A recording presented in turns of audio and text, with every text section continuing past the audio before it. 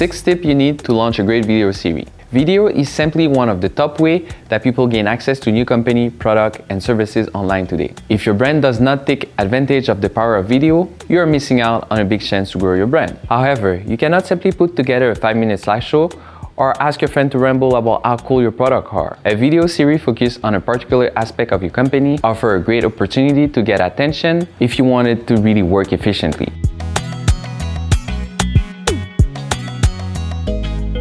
Number 1.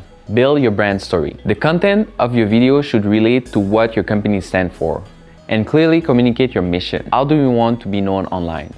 Whether you are going for the corporate, professional, entertainment, or friendly impression, video can convey that to your audience. Choose your vibe. What will be your theme color? The voice you want to project in the video, why you are doing this video in the first place. Asking yourself such questions can help you be clear on your intention before you get started. Number 2. Make a plan for your video series. Think consistency and connect when you plan your video. Even if you use different type of video, make them all relate to the overall brand identity.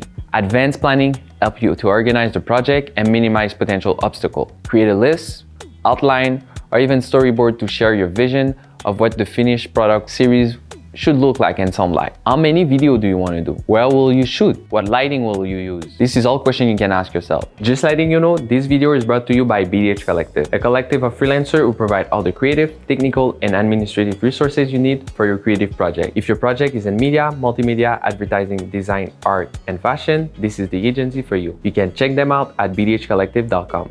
Let's get back to the video. Number 3. Ensure consistency. A consistent message will cut down on confusion for lead and customer.